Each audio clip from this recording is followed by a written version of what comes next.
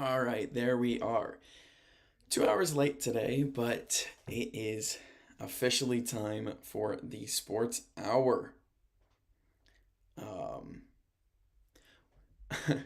of course, the business never stops. We always are working, and we're always making changes for the better. Currently, you see behind me, I have, the following. The new banner, which is very, very exciting. And it's going to be more exciting moving forward. Get used to the Blue Jays one for today because we're going to mostly be talking about Blue Jays. Of course, yesterday the game went just about exactly as I was expecting it to go, ignoring the voice crack, which is bad. Which it wasn't even that bad for the part that I thought was gonna be bad. We took uh, we took it to him. We took 2 runs early off of Paul Skeens, which was huge for us. Like really, really happy about that. That was just that was a moment of hope. I was like, yes, it's 2-2, whole game 2-2, and then I'm not sure I think it was Little was the first reliever to come in. It was either Little or Rodriguez, either or. Gave up 3 runs between the two. I know Rodriguez gave up 3, and Little gave up 2. So there's a little sneak preview on what we're going to be talking about here on the August 19th edition of the Sports Hour. Of course, we're going to be talking until 3:15 today. Little change of pace. Of course, what we're going over today is the Panthers game Thursday. Won't have Dalton, but he's back throwing the ball. AEW is gearing up huge for Forbidden Door. The Toronto Blue Jays get their butts kicked and Walk's bat flipped on. And we talk about realignment in the MLB on today's Sports Hour. To start off, actually, we're going to shift over to wrestling real quick because we're gearing up for Forbidden Door, so tomorrow's episode of Dynamite should be huge. It should be big. And on the Twitter for AEW, they just released a new graphic that I think looks sick. It's Nigel McGuinness and Zack Sabre Jr. And if you haven't checked it out, please go do so. We don't have AEW Twitter time, but I'll show it off later when we're jumping into Blue Jay Twitter time. Which will happen in a bit. So, exciting stuff. Moving into the Blue Jays, though. Because, as I said, we lost 5-2 before. This was the battle of Skeens versus Gosman, and it was a tough loss, but I saw it coming. I knew this was going to happen. I told you guys that if we could take 2 in this series, only drop the Paul Skeens game, then I'll be happy. So the big thing here moving forward is if we're going to win those next 2 games. And that's what we're all going to collectively be keeping our eyes on.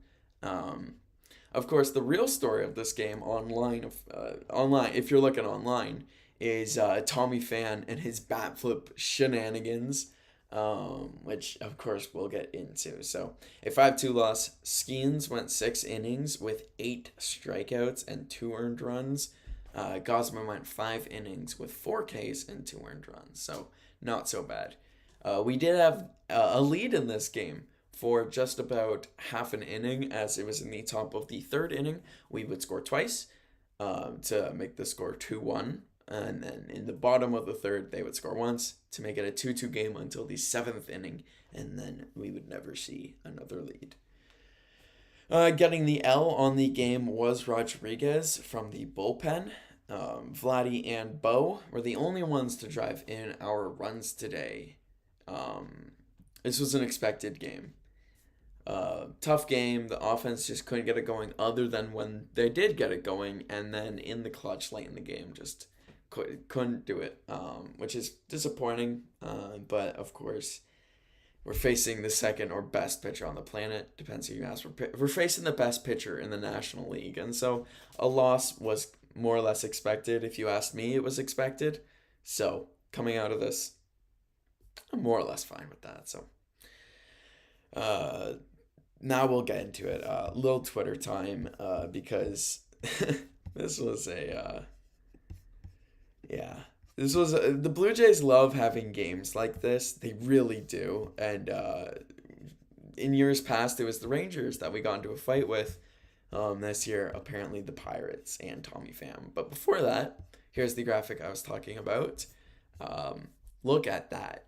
Look at it. It's so cool. It is so cool. I really dig this. I really dig that match coming up too. I think it's gonna be really good. I mean, no reason it shouldn't be really good, but it's there. So, moving on to the things that we're here to really talk about. The Blue Jays, who yes, we'll scroll down to the bottom. And we'll get into that stuff after. So, shout out to Keegan Matheson, the guy that was reporting a lot of the stuff that I was going off of here. So, what happened was, it was a 4-pitch walk. I forget what inning it was, but it was against Tommy Pham, the player who is famous for punching or slapping Jock Peterson over a fantasy football dispute. So this is a guy that is really emotionally mature. I say that as a 22-year-old. This causes the benches to clear. And so we look over here at the quotes. Tyler Heineman, the catcher, who was complaining to the umpire about a missed strike call, which Tommy Pham says wasn't even close, apparently. So we'll get into that. Just ridiculous stuff. So he told us that he didn't say a word, and you're probably just as confused as I am about Tommy Pham and the bench is clearing. I don't even know him. No idea. Barely know who he is. It was weird, man. It was weird. It was unprovoked and super weird. So this is the catcher that caused this to happen, apparently, who has no clue why it was happening, which I find to be hilarious. The dugouts and bullpens have emptied here in Pittsburgh, of course, on a 4-0 walk. Nothing really came of it. Brief USA chants broke out from the local intellectuals, which I found pretty funny. And then I saw a tweet later on that was like, no USA chants were breaking out. It was just a couple people that were close to the camera. But still, just kind of a ridiculous situation. So in summary, from Pittsburgh, the Blue Jays don't seem to know what Tommy Pham's bat flip was about. They don't seem to care very much, and they return to their postseason race. And, that's really what we're all about. And then here's Joey Guenta of the Gate 14 podcast saying that Tommy Pham, when he gets a walk, to increase his OPS to .691, which is awful. That's not a good OPS. And then, and here you go, a reply from Tommy Pham, and I quote, bitching about a ball not being called a strike to the umpire when it's clearly below the zone in a way is disrespectful, not only to the umpire, but the hitter as well. So like I said, when I flipped the bat, F him, at the reporter, dude has 2 years in the show. I know the zone. If you know the zone, you think you would walk more and strike out less and have a better on-base percentage and whatnot, but whatever. You do your thing, Tommy Pham. You do your thing. So a weird situation altogether. One that I personally don't get. This guy is such a weirdo. And it was just like, it's just the emotions of the moment of a tight game. We're trying to buy as many runs as we can. We're trying to get out of as many situations as we can. I don't get I don't get it. It's so stupid. And I always will say this. Whenever the bench is clear, it's one of the most embarrassing things in baseball. These guys are such jokes when it comes to fighting. The only one that I'll ever really respect is J-Ram, Jose Ramirez from the Guardians, because he knocked out Tim Anderson. That's a real fight right there. They were swinging. Everyone just felt like having a little group powwow and getting angry at each other and then returning and wasting time. this has all been a waste of time. It's been a waste of time today on the Sports Hour, but we got to talk about it because this is news apparently. That's my honest take on this. What a stupid thing. And there's going to be 2 more games in this series, and maybe something comes up, but I highly doubt it because this is so stupid. The Blue Jays should remain to be pretty good. Um, Looking at the actual statistics from yesterday, Springer 1 for 4, Barger 1 for 3, Vladdy 0 for 2, Ty France 0 for 2, Bo Bichette who 1 for 4 with the RBI, and Vladdy also got an RBI but not on a base hit. Varsho 0 for 4, Ernie Clement 1 for 3, Nathan Lucas 1 for 2, Schneider 0 for 2, Heineman 0 for 3, the guy who caused this whole thing 0 for 3. It's just I don't get it. It's so stupid, so stupid. We'll look at the Pittsburgh stats too, of course. And then Jimenez 1 for 3. Dominguez pitched Santiago? Or no, this is Sir Anthony. Excuse me, Sir Anthony Dominguez. Oh my goodness, our new pickup. Bad. That's bad of me. I like Sir Anthony too. He's one of those guys I was really hyped about. He came in, allowed 2 runs, but they were unearned. 1 strikeout, 1 walk. Little came in, 2 walks. He's not charged with any of the earned runs, but he's the guy that walked, Tommy Pham, to start all the drama. And then we look up, Rodriguez did get hit with the L as he got 1 earned run in a inning and a third. And then Gosman, of course, 5 innings pitched. We went over that. And then looking at the Pittsburgh side, the big thing that everyone wants to look at is Spencer Horwitz, former Blue Jay, talk about him first. Spencer Horwitz 2 for 3 with a run, 1 extra base hit. Good for him, man. Good for him. Tommy Pham 1 for 3 with a strikeout and a walk. Well, of course, a walk. He stole a base. Nothing special, really. There was really nothing special in that game up until the closing moments. That was in the 7th and 8th. It was actually funny texting my dad during this, and just knowing how awful it was.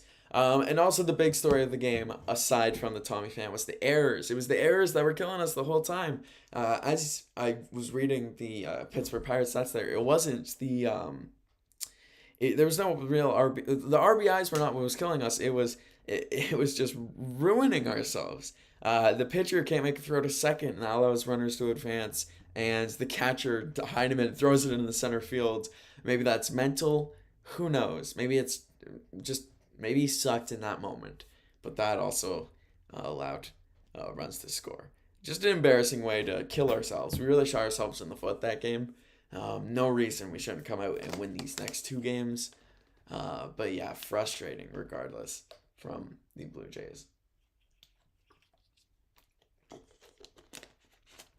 Of course, I did see the highlights of the errors. I could have saved them, but I didn't really feel like watching them again, so we're not doing that. Then we got something really exciting to talk about right after we get into the future games here. For the Blue Jays in this series against the Pirates, of course, tonight we're going to be facing off at 6:40 p.m. Max Scherzer is going to be pitching. And one of the funniest things I saw was that, I think it was Johnny Guenta or someone in the Blue Jays Twitter sphere said that they hope that Max Scherzer doesn't plunk Tommy Pham. Don't hit him. No reason to, because that's giving him a base, and that helps his stats. Just strike him out 4 times. Just get him out 4 times, strike him out as many times as you can. Just really hurt him that way. Hurt him where it matters most, and that's in the game. Getting hit with a baseball, whatever. You'll be fine in literally 30 seconds. But if his stats are bad, then that affects him a little deeper, at least contractually. This is a guy that I don't like anymore, so I'm going to wish ill will upon him until he becomes a J one day, which we all know he will. Of course he will. That's just the way the universe works. So coming into this, of course, yesterday we were tracking if Bo and Vladdy could both get over 300 at the same time. Instead, Vladdy goes from 300 to 298, and Bo goes from 297 to 297. So the watch continues. George Springer gets lowered from a 290 to a 289, which is a little disappointing, but again, as a team, we are hitting really well, especially in comparison to last year. So yeah, I'm excited about Max Scherzer taking the mound today, and then the last game in the series, it's going to be on, of course, Wednesday the 20th. Wednesday the 20th, tomorrow, and that's going to be Chris Bassett taking the mound, and that one's going to be a mid-afternoon game on a Wednesday. That's 12:35. Of course, it's the middle of summer, so that makes it really nice to enjoy some baseball. Might watch that one outside just because, what's better than a little middle of summer baseball game? Enjoy it on the back porch. That sounds like it would be a really good time, and I'm hoping that both today is a dub in about 4 hours, and tomorrow is as well. So we will also continue tomorrow to watch for the chase for 300 for both Bo and Vladimir Guerrero Jr. Which, I don't know. I'm a hopeful fan, I guess. So I think there's a real chance they can do it. But Lord knows if they will. In modern day baseball, I feel like it's becoming harder and harder to reach that number. So that's all for our Blue Jay talk. Little 20 minutes of Blue Jay talk. We're gonna get into something a little more exciting. Depends. Well, we'll watch this first because the Colorado Rockies. I love the Rockies. I always have. I find them just to be fascinating. Um, that's a football highlight in the middle of a baseball game. Rockies do stuff you've never seen before all the time. What is this pitcher doing? And that's because he really wanted to get his first career save, which you can see there from the Talking Baseball tweet. And shout out to John Anderson as well. He got some hang time too. If you watch him, he's in midair for a while there. And then his teammate's glove flies off, and he immediately raises his hands. And on the ground, he raises his hands. A beautiful highlight. It makes me laugh watching it every time. Something I'm happy to share. But here we go. This is really what we're here for. Division realignments. So let's see if I can get this to be on the screen nicely. And I can. Perfect. So this is for if the MLB were to expand to 32 teams, much like the NFL has. And this would be 4 teams per division, much like the NFL as well. This one that we're going to look at first does away with the American and National League, so I don't like it as much. I am a traditionalist. I like the American and National League. I think they should stay with very minor swaps. I think that's just, that's what makes baseball baseball.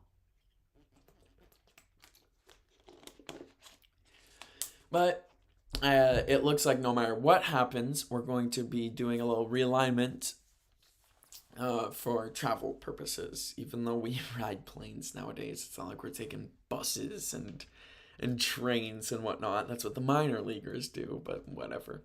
So we'll look at this one, and then we'll look at another one proposed by The Athletic. First, looking over at the East teams here. Of course, that's going to be the craziest division that they did make, which was the Red Sox, Mets, Yankees, and Phillies. That's going to be a bloodbath. That's going to be awesome if that does come true. I'm all for it. That's going to be so much fun. The problem I found with a lot of these conferences is that there's stacked ones and there's really bad ones. And so looking here at this one, it goes Reds, Guardians, Tigers, Blue Jays. I think that one's a lot of fun. I think the Reds and Guardians are very up and down teams. So when they're up, I mean, same as the Tigers and Blue Jays, these are all teams that, unlike the teams in the East Division, aren't perpetually good. These teams have their periods of being good, and then bad, and then good. They're very roller coaster-like teams. Currently, we're seeing the Tigers and the Blue Jays be good, the Guardians and the Reds be mid, but I think the Reds are ascending, So that could be a very exciting division. But currently, as it stands, I think the Blue Jays would do very good in that division. Of course, the Tigers being the biggest threat. But that's a very fun 1-2 punch. And of course, for travel purposes, this ain't so bad. It's a quick flight from Toronto to Cleveland. It's not even that bad of a drive from Toronto to Cleveland. It's typically what, we do as a family. And then, of course, Cleveland to Cincinnati is very close, and Detroit's right in between all the teams here. So that one's not so bad. Here we get into some more exciting stuff, which could be coming true.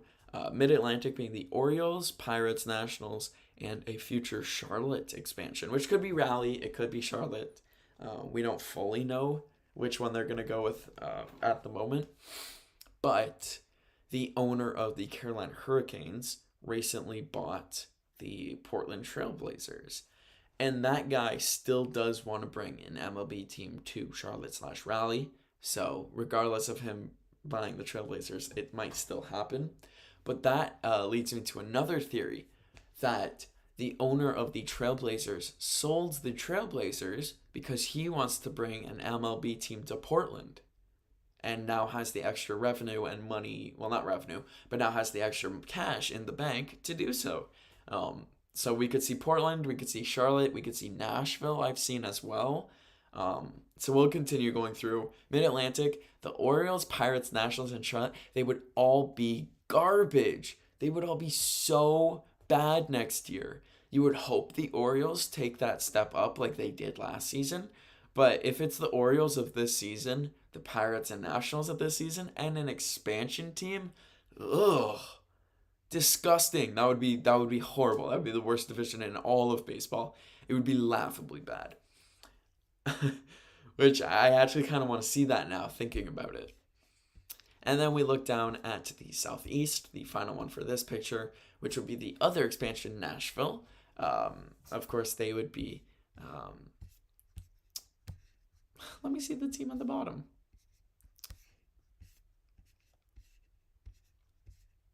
Well, that's even worse. Hold on. Oh, there we go. The Rays. Okay. So the Southeast here would be the Braves, Marlins, Nashville potential expansion, and then the Rays. So this would be putting the Rays into the National League, as well as if we look at the Mid-Atlantic, that would be putting the Orioles into the National League. The North would be putting the Reds into the American League, and this would be putting the Phillies and Mets or Red Sox. This would be 50-50. And that's why I feel like these don't work as proposed in this one. But anyways, the Braves, Marlins, Rays, Nashville makes a lot of sense geographically. The Braves would become one of the best teams of all time, or at least regular season teams of all time, because that's just... Like, again, want to talk about divisions being stacked and divisions being bad. Quite similar to the Mid-Atlantic, this division is trash. The Rays are, good sometimes, a surprisingly good team, but without the money to really compete with other teams. And then the Marlins, who are trash always, because, again, money, they don't like spending, they don't like competing, which I will never get because it's Miami. You should be getting money. You should be rolling in it. I don't get that. I really don't. The Miami Heat are not a powerhouse, but you expect them to be good, and they compete every year. I do not get it. Even the Florida Panthers are good, and they're in Sunrise, Florida, not even Miami. That's my Marlins rant over, because I like the Marlins a lot. I love their branding. I love the way their uniforms look. And I don't get it. Anyway, and then Nashville, of course, an expansion team in Nashville, awesome. That would be so cool, but I really think they would be horrible, as expansion teams usually are. They would be bad. So really it would be the Braves and the Rays division, and I really think the Braves are just so much better than the Rays. And then we look at the other side of the coin. This is more Western, I guess you could call it. So we're starting with the Midwest up there. That's going to be the Cubs, White Sox, Brewers, and Twins. Perfect. That's perfection. In this instance, I think it's going to be the Twins switch over from American League to National League, but I'm completely cool with that because that's as Midwest as it gets. That's Chicago, Milwaukee, Minnesota. How does it get better than that? That screams Midwest. The only thing that would make it better would be adding the Royals, because the Royals are right next to Chicago, St. Louis to Chicago to St. Louis. Not too far of a drive, I don't think. Let's find out together. How about that? How about we find out what Chicago to St. Louis? We'll just we'll find out. Why not? Because it's the future. I'm literally holding a computer as we speak. So it's a little farther. It's a 4 hour drive. A plane that would be nothing. So maybe but maybe they need to be here. So we have Kansas City and St. Louis, which are like right next to each other, um, and then Texas and the Houston Astros, the Texas Rangers and the Houston Astros, which are also pretty close to each other. So it's a little bit of north south traveling, but it's not too bad. And I guess because the Midwest is so Midwest, you kind of have to have teams like the Cards and the Royals down there. But I'm sure that the Cardinals and Royals would self identify as Midwest. So, yeah, I still like these two divisions. I think both these divisions work really well, and I think they're both competitive enough divisions too, which I think makes it really fun. Um, Here's where I start to have problems, um, because how are you going to have the Pacific Coast, excuse me, but how are you going to have the Pacific Coast be the Colorado Rockies, the Las Vegas Athletics, because let's not get ahead of ourselves, they're going to be Las Vegas when this comes to fruition, Seattle Mariners, and the San Francisco Giants. San Francisco and Seattle, no problems. They belong on the Pacific Coast. But Rockies and Athletics are, well, Colorado's a landlocked state. Do they not realize this? Do they not know that Colorado has no ocean access? Same with Vegas and Nevada. Do they not think about this before they put these graphics together? Because that frustrates me as a geography guy. Um, and then the West here has the Padres, Dodgers, and Angels, all of which could be Pacific Coast teams. Um, Personally, I think I'm gonna move the Giants in. I'm gonna move the Angels, Dodgers, Padres into the Pacific Coast, and then move Colorado Athletics, which is Vegas, and then Mariners into the West. Because why would you not? Why why would you do it that way? Arizona, the Diamondbacks and the Athletics are going to be so close to each other, which of course everything is further away in the west of America, so you have to take that with a grain of salt. But they're going to be so close together, so much closer than teams like the Mariners and Athletics and Mariners and Giants, and maybe the Mariners and Rockies are closer than the rest. But it should really be Diamondbacks, Athletics, Mariners, and Rockies. And then the West should be the California division, which I think that is the best of both worlds. But that also completely destroys any NL and AL traditionalism, which I find frustrating because I like the National and American Leagues personally. The other one we're going to be looking at here is the Athletics American League and National League realignments. And so we will go through this here, starting, of course, with the American League East, which is the division as we know it today. Instead, we're going to be losing a few teams. So instead, it's going to be Toronto, Boston, New York Yankees, and Baltimore, which makes a ton of sense to me. Drop the dead weight that is the drop the dead weight that is the Rays.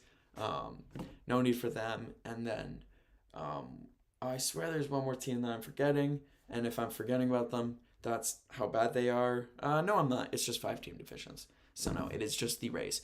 The Rays don't belong in this division because they're in Florida, and there's no reason why these 4 teams should be going to Florida constantly. Regardless, looking over at the American League North, this is where we get Detroit, Cleveland, Minnesota, and Chicago, which is basically just the Central minus the Royals, which, again, completely fine with. I think this makes a ton of sense. As we look at the new division, of course, this is going to be titled the American League South, and it has Colorado jumping over to the American League, Kansas City, Texas, and Houston, which I love this. I think this is perfect. You literally see the square drawn in of where the teams are going to be. Of course, this keeps the Kansas City, Texas, Houston thing, and it doesn't involve St. Louis jumping over, but instead Colorado, which when we look ahead at the National League, I think this works so much better. I mean, Colorado is such a weird team where I feel like they could be in the American League and no one would bat an eye. And the last one is the American League West, and I lost my tab. And we're back, baby.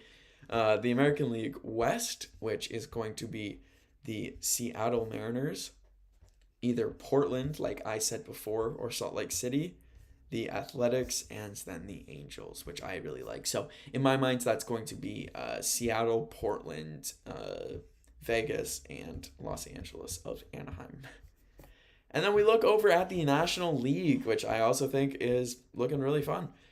We see Pittsburgh jumping over into the National League East, which changes a little bit here as it's going to be the Mets and the Phillies and Washington that remain. Marlins, Braves are out, and Pittsburgh joins in. So Pittsburgh, New York Mets, Philadelphia, and Washington. Looking over at the North, which is going to be replacing the Central, is Milwaukee, the Cubs, Cincinnati Reds, and St. Louis. I also think this is perfect. This looks so good. The Brewers, Cubs, Reds, and of course Cardinals stay in the division they belong in, and I think Pittsburgh is a little bit more east. It's east enough to be part of Washington, like the Washington rivalry. So I think that is perfect. I think this works really well and adds the new South here, which we can look at has Tampa Bay jumping over to the National League, which also, like Colorado, makes a ton of sense. It's shocking that they haven't already done this. So Tampa Bay, Miami, Atlanta all get together with either Nashville or Raleigh or Charlotte. And I'm cool with either of those cities getting a team. Oh, and then the West, of course. Sorry, West. That's, of course, going to be San Diego, Los Angeles Dodgers, San Francisco, as it should be, and then Arizona, which I think works better than anything on the other proposed one. So, this is, of course, going to be Stefan J. Nesbitt. Shout out to you, as I really hope you're the guy that made this article. I want to just find out who the author is. I don't want to create an account. Looks like I have to create an account. So we're going to assume that Stephen J. Nesbitt is the author and say shout out to him because I really like these. If not, it's just the Athletic. So shout out to the Athletic. I think you guys cooked. I think this is what the MLB should really do. Oh, and for context on why we are talking about this, Rob Manfred, I'm pretty sure it was Manfred, went on a broadcast of one of the MLB games of the day, whichever one it was, and talked about how he wants to, expand the league and realign the divisions to help out with travel and just to make the league better for television audiences as well, greatly improving West Coast start times and making baseball just a lot more easy to enjoy, which I think is fair for everyone. So I don't mind that so much, as we're soon going to be getting into our Panthers Twitter time. So the context is, the baseball's commissioner went on air and talked about how he wants to do this and the implications that it can have. And I think that the Athletics version is the best one. So real quick, I also mentioned that the NBA should expand to 32 as well and adopt this, and the NHL should consider going to the same division philosophy, because I think only having 2 divisions per conference is weak, and I think it sucks, and I think it would be a lot more fun if the NHL decided to have more fun. So that's it for my baseball TED Talk. We got about 24 minutes now left, so we'll get into our Panthers talk, because I know that I love yapping about my Panthers. So, getting into this here. Of course, you see the tweets on the screen that we'll be getting into. Just want to go check some things first before we get into this. I am still frustrated, of course. Nothing's changed. I'm still quite frustrated. I think things could be so much better than what they are, and I feel like we're shooting ourselves in the foot still. I really believe that, with not giving the starters more time to play games. Again, it's leading up to a cringeworthy week 1, which is the saddening thing. And if after week 1 we come out of it saying we need to put more work in, I'm going to be really mad. And I'm already dreading that. And fans already are too. But we'll at least look at the cool things. This is Bryce Young and Hunter Renfrow talking it up, talking about out routes, talking about route running, and coming to an understanding. I genuinely believe it's going to be Hunter Renfrow comeback season. I don't see why not. He's healthy. Physically, he's back. And he's got a quarterback like Bryce Young. He's got a head coach like Dave Canales, who is so offensively gifted. I feel like there's no reason why he should not shine in his comeback, especially if Adam Thielen retires after this year and he sticks around and becomes the starting slot guy. I think this could be a perfect career revival for him. So, now into the news from training camp. We look at Alex Zeitlo saying scuffle. A big mass of Panthers players physical after the play. Tough to see who started it, but J.C. Horn, Trayvon Mulrig, Ike Okongwu, and more all involved. Dave Canales was seen smiling from afar as this practice needed some energy, to be honest. Joe Pearson then jumps in, says tempers still flaring after practice between Ike and J.C. Horn, and Chuba Hubbard and Nick Scott also getting into it. Austin Corbett, our center or backup center, depends on the day, did his best to keep the peace. And then this is not the final thing we're going to talk about because we will actually click onto Joe Pearson's profile and skim through how training camp went today. But I did save this. Practice ends after defense wins the goal line drill. Kept Bryce Young and co. out of the end zone. So it looks like the defense was actually showing up a little bit. But we'll scroll down here because there was a lot of fun stuff to go over. Biggest things for me, Coker is back and immediately looks good. Andy Dalton appears to be throwing without any issues. Still, Dave Canales said his preference would be to sit him Thursday, but if it were the regular season, he would be game ready is what I've been hearing. The offense ran sprints. He's not been happy with the execution.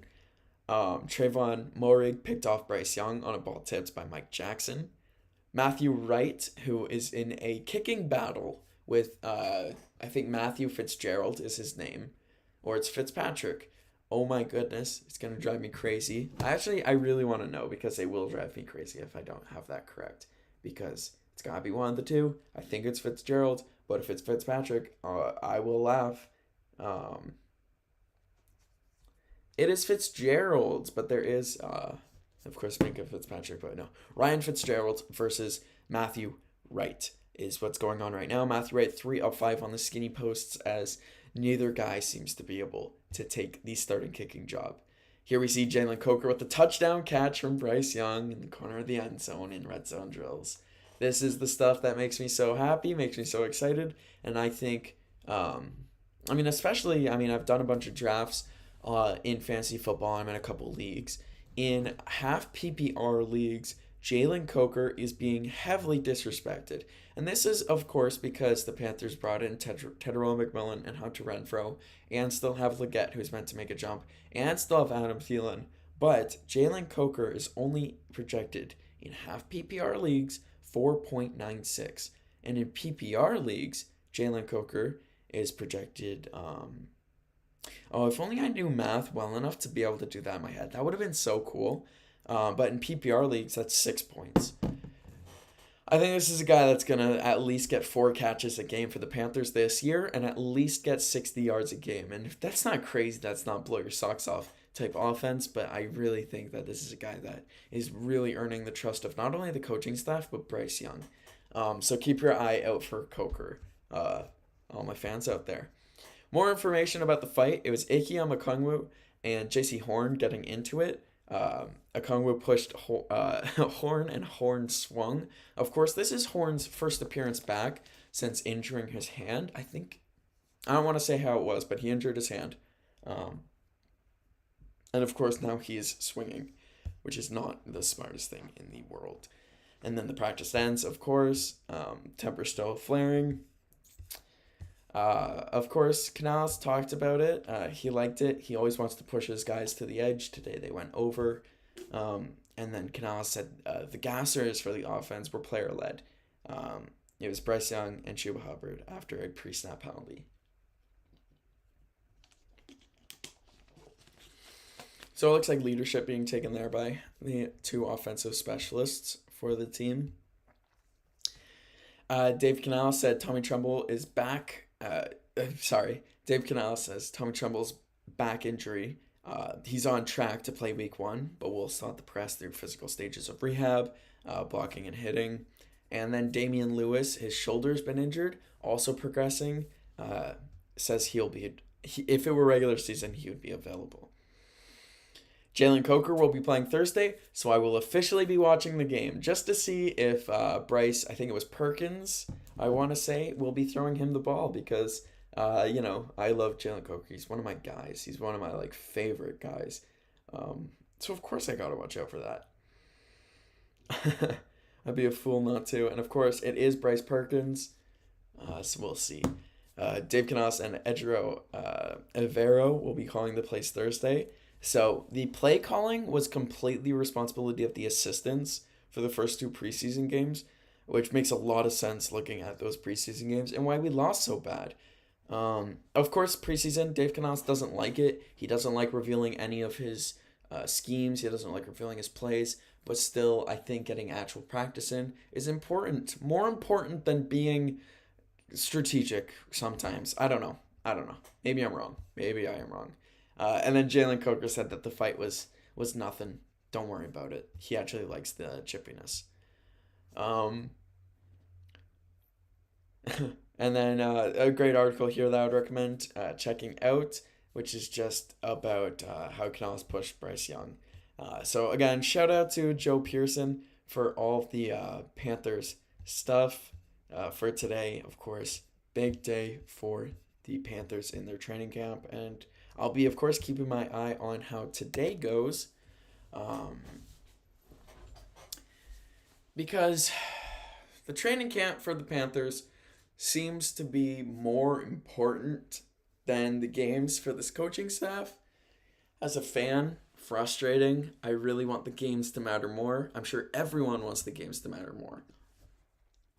But, of course, for this coaching staff, they want to control the controllable, and that is practice. They want to be able to have their eyes exactly where they want them to be, and they want to stand on the field while the drills are going on. They want to be part of everything. They want to be talking with the players every single minute, every single second of that training camp, getting insights, getting to know preferences, because this is still a growing team. It really is. And the pressure is especially on with the looming threat of success. As weird as that is to say, but this is something that the team is not accustomed to. Panthers fans are not accustomed to, myself included. It's been since, maybe 2021. We started that season pretty hot, but that was definitely, it felt fraudulent. It was maybe 2018 before Cam Newton got hurt when Panthers fans had their last real taste of a genuinely good team. Personally, I wasn't a fan back then. I became a fan after the 2020s. Just it took me a little longer to get into football, but regardless, it's my first time having expectations of a good team, and it's a lot of fans online. Not their first time having high expectations, but their first time in a long time having high expectations, and that's been quite a dangerous thing. It's been something that has not led to optimism, or at least the results that we're seeing from training camp aren't resulting in optimism. They're not resulting in hope being displayed. And it's these expectations that we're carrying with ourselves now that are killing us now. I've seen people question if Dave Canales should be fired. I've seen people question if Bryce Young is the quarterback for this team. These are still conversations that we're having because of some, excuse my French, shitty preseason games. And that's all they are. They're just bad games that we're now coming out are being called by the assistant coordinators and only had our starters in really for 2 to 3 reps. I don't get the panic. I really don't. This is still a team that I've hoped for. And in week 1, if and when we come out looking like a whole different team than what we've been seeing in those preseason games, and fans are laughing, I'm going to I'm not gonna do anything. I'm just gonna say, why didn't you have hope? Why did you panic so early? Why don't you trust the process? Like we're the damn 76ers. Trust the process. I'm confident it's gonna work out. I trust this coaching staff because it did start to work out. We saw, depending on your definition, we saw success to close out last season. The wins, not necessarily, and that's why I question, definitions of success, because winning, it really is the model, or not model, but winning is how you know you're successful. And we only went 5-12 last year, which is better than going 2-15 the year before. Can admit that. Everyone can admit that. I would hope. Um, but again, it could be better. The biggest thing here is progression and trusting the process, like I'm talking about. And if we look at the team last season, from what I want to call success and reluctantly can't, is from weeks 8 when Bryce started playing good again, that game against the Denver Broncos, to the end of the season. Going into that game against the Broncos, Andy Dalton had been playing, and Andy Dalton had picked up one win, a whole one more than I did last season, which I didn't play, and I wasn't even close to playing. I was sitting there skinny on my couch gaining weight every Sunday, and I had one less win than Andy Dalton, and so it's not like him leading us was any better, and that's why I'm shocked we didn't put Bryce in sooner. But regardless, as horrible as it is, there was a car accident that happens that allowed Bryce to come in, and that legitimately might have been one of the best things to happen to our season, because we could have gone legitimately 1-16. Of course, Andy Dalton was okay. He was not seriously hurt, thank goodness, and he is okay now. He's even okay in this very moment. He could be playing football Thursday, but he wouldn't be. Regardless, 1-7 at that moment. We go into that game against the Broncos 1-7, finish out the season 5-12. So that means we finished out with 4 wins, and that is 5 losses. That's success. That is success for a team that was 1-7, going 4-5. That's near 500. It's not. I won't kid myself. It's not. And we did go on a pretty bad losing streak in that run. But if you look at the teams we played and we look at how we played them, you would never believe that those were bad games. And that's the progression that we're looking for. And that's the progression I feel like fans are completely forgetting about in this moment. They forget about the games that we had against the Saints and the Giants, where fans looked at it and said, Bryce is back, we should win. And then what did we do? We won both. And then we came into games against the Chiefs, Buccaneers, Eagles. 3 teams that fans and the team probably knew we had no right being even close to. And that's when the Chiefs beat us 30-27. We dropped 27 on the Chiefs. The Buccaneers beat us 26-23, and the Eagles beat us 22-16. All 3 winnable games. And us Panthers fans, we spent all offseason talking about it, so I don't need to go over all the reasons we lost those games. But there was a Thielen touchdown taken back. There was a drop from Leggett. There was a fumble from Chuba Hubbard. There was so much that went wrong in that stretch where we could have very seriously picked up those 3 wins. And at that time, we were a 3-7 team. If we pick up those wins, we're 6-7. Who knows what happens after that? And that is the momentum that that team, with the defense that that team had, was carrying with them. Of course, we then played bad against the Cowboys, but then a great game against the Cardinals, a bad game against the Buccaneers where they put up 48 on our heads, and then a great game against the Falcons. It's stuff like that that are real game statistics, real game examples that make me question why fans are going crazy right now. I don't get it. This team has promise. It still does. Sure, 30-10 and 20-3 are bad. And Thursday is going to be bad as well. If I had a prediction, it's going to be 28-3 again. Probably 3. I doubt we score a touchdown. And if fans come on after that game and complain again, I'm just going to roll my eyes and I'm going to keep going on. Because I have confidence still that game 1 against the Jaguars will be the Panthers team that I know from weeks 8-18 last season. We went 4-5. This year, 9-8. I fully see it because we improved. We are everything that we were between weeks 8 and 18, but with very subtle improvements, whether it be at wide receiver, whether it be, O-line's the same, but tight end improved with Mitchell Evans backing up a growing Sanders. Of course, quarterback grew because Bryce is going to be better this year. I'm confident in that. And then the defense grew. The D-line grew, the defensive backs grew, and it's just those linebackers. Anyways, that's my mini rant about Panthers fans online. Boy, do they love their complaining. Um, I promise never to become one of them. Oh, I will complain. I promise I will, but not like that. Not like that. I'll have a hint of optimism under my complaining. I promise. That's what I the goal, you know. Complain with optimism. Complain with hope. Don't just be like, fire Canales or how long will Canales last? I will say fire Evero because the defense sucks. And I think we have legitimate pieces where we can't even be average. We'll be below average, but we don't need to be as bad as we are. And I think that's a coaching scheme thing. But what do I know? I never played football. We only got about 7 minutes remaining today.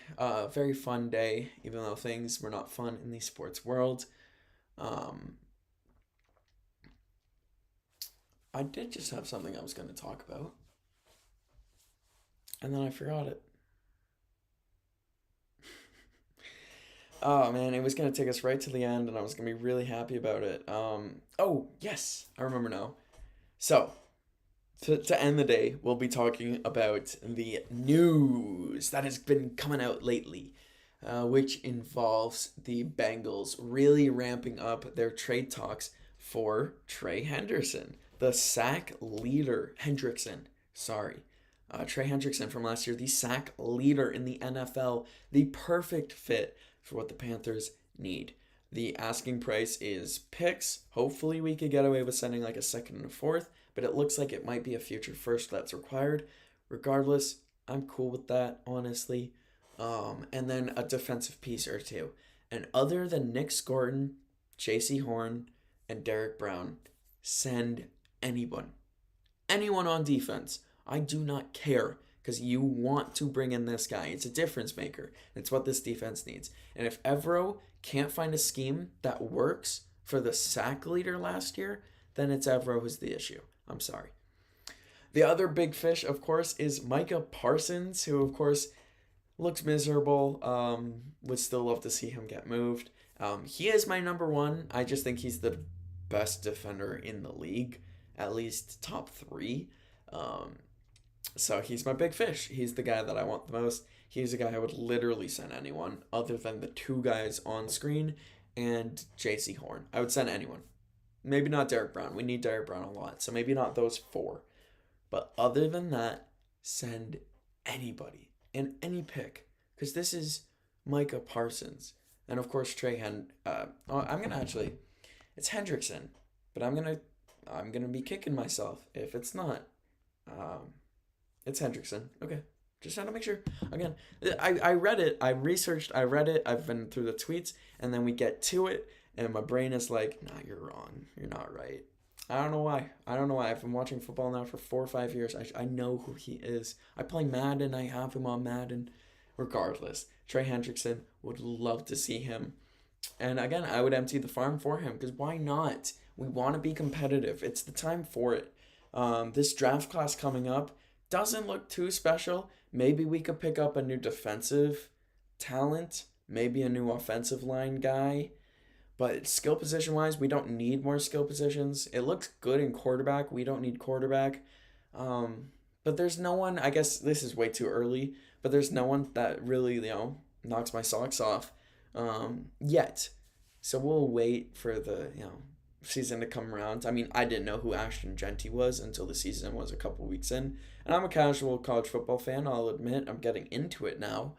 But, that's on me. So we'll wait and see. Of course, some guys are going to pop up that will be big. And if we do miss the playoffs, something has to happen. A trade has to be made. And it has to be on the defensive side of the ball. I mean, everyone says defense wins championships. We all know this. And our defense, again, still is, in my opinion, the worst in the league. People love to dog on the Cincinnati Bengals defense, which, in all fairness, they're also trash. But I guess that's more so because they're just such a big team, big market team with Joe Burrow, with playoff hopes, that they get dogged on so much. But in comparison to Carolina, nowhere near as bad. Nowhere near. It's like I would trade our defenses in a heartbeat any day of the week. um, but that is just me being pessimistic. So what can I say? Um,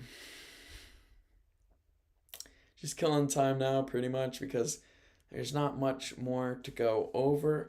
Um, I guess if you're going to be looking at anything for today in the NFL, it's just going to be more highlights from, of course, our Panthers. If you are looking at the Blue Jay game, the over-under line is set at, it looks like it's going to be 6.5. And if you asked the fans here on Real Sports, the over is 93% with 2.2K people saying it's going to be over 7 runs. The under is 7% of people. That's 176. The odds for this game going into it on Real are -105 for the Jays and -105 for the Pirates. I think that is ridiculous that we have equal odds going into this game because the Pirates are starting Mitch Keller, who's 5-11. We're getting disrespected heavily here. I think that's ridiculous. If you're a betting man, and those are the odds on betting sites and not just on Real, I'm not a betting guy really. Of course, I used to run bet picks, but I'm not a guy that likes betting too much. I just like looking at the stats. I would smash the Blue Jays for today. Posing the question of will a run score in the first, 84% of people say it will not happen. That's 2.2K versus yes, which is 418K. So those are little stats going into tonight's game. If you want my prediction, I think the Blue Jays are going to take it to them. We're going to win 7-1. We're going to kill them. We're going to jump all over them. Because, yeah, we need to make up for yesterday. And I think playing with anger might just be good for this team. Who's to say? And so as the minute winds down, I do want to say thank you for tuning in to Curtis Collings Presents The Sports Hour. A lot of fun today, which is surprising because sports were not a lot of fun yesterday. So here's to tonight. Hope everything goes well for our Blue Jays, our Panthers, and the rest of the teams that you guys support. Unless it is the Saints, we hope that you guys go 0-17 this year. So thank you very much. We will see you tomorrow.